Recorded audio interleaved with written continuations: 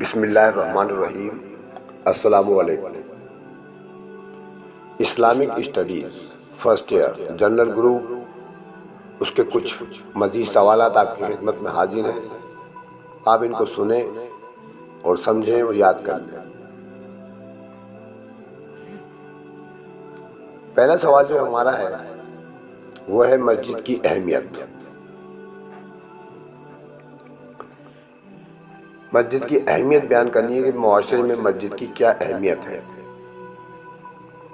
اسلامی معاشرے میں مسجد کی اہمیت اس کے مرکزی حیثیت کی بنیاد پر ہے، جس سے وہ یاد خدا، احساس ذمہ داری، پابندی وقت، تنظیم و مساوات اور ایسے ہی دوسرے کئی مسائل کے حل کا باعث بنتی ہے۔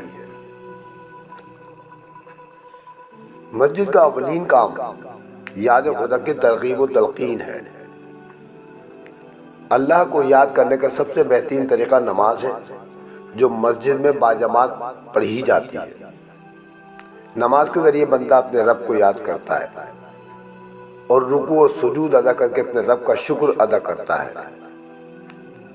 انسان کی اصل حیثیت نماز ہی میں ظاہر ہوتی ہے، چنانچہ مسجد یاد خدا کے ذریعے بندے میں خوف خدا پیدا کرتی ہے اور اس میں تقوی کا احساس پیدا کرتی ہے۔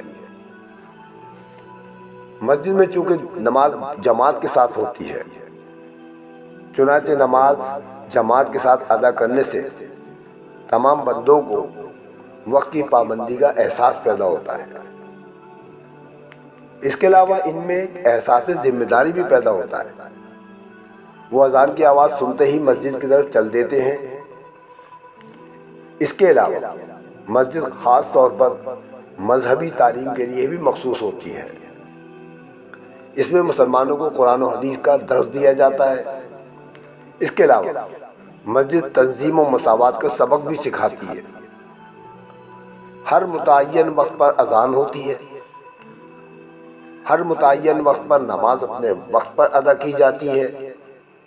دنیا کا کوئی ادارہ اس لحاظ سے مسجد کا مقابلہ کر ہی نہیں سکتا۔ اس میں بڑے سے بڑے بادشاہ کے لیے بھی جگہ مخصوص نہیں ہوتی۔ نماز کی صف میں سب امیر غریب برابر برابر کھڑے ہوتے ہیں۔ اس سے بہتر تنظیم و مساوات کی بہتر مثال ہم پیش کر ہی نہیں سکتے۔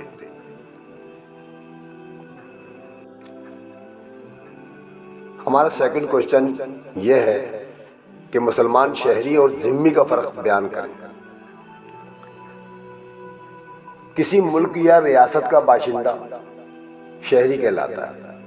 اس سے مراد یہ نہیں ہے کہ وہ کسی شہر میں رہتا ہو، بلکہ ہر وہ شخص جو کسی ملک یا ریاست کے شہر، دیہات، قصبے یا گاؤں میں رہتا ہو، اس کو اس ملک کا شہری کہا جائے گا۔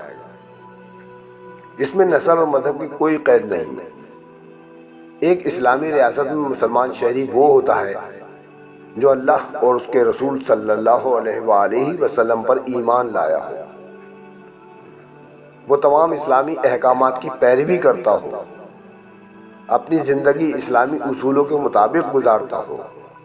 جبکہ کسی اسلامی ریاست میں غیر مسلم لوگ بھی رہتے ہیں، وہ بھی اس ملک کے شہری ہوتے ہیں۔ ان کو ذمی کہا جاتا ہے۔ تمام ذمیوں کو مذہبی آزادی حاصل ہوتی ہے، چاہے وہ کسی بھی مذہب کے ہوں، ان کو ان کی مذہبی آزادی حاصل ہوتی ہے۔ مثلا ہندو اگر پاکستان میں رہتے ہیں تو وہ اپنے رسم و رواج کے مطابق، اپنے مذہبی رسم و رواج کے مطابق اپنی ہولی اور دیوالی کھیلتے ہیں۔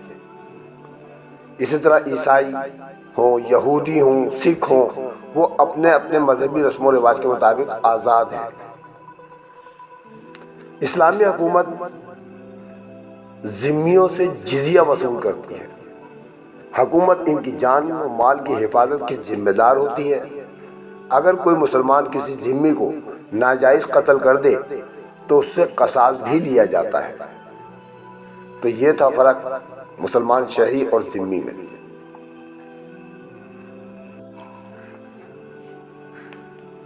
سوال ہمارا یہ ہے کہ الا بذکر اللہ تطمئن القلوب کی وضاحت کریں۔ یعنی ذکر دل کا سکون ہے، اس کی وضاحت کرنی ہے ہمیں۔ ذکر کے معنی ہے یاد کرنا، یعنی کسی بھی چیز کو، کسی شخص کو یاد کرنا ذکر کہلاتا ہے۔ لیکن شریعت میں ذکر سے مراد اللہ کو یاد کرنے کے ہیں۔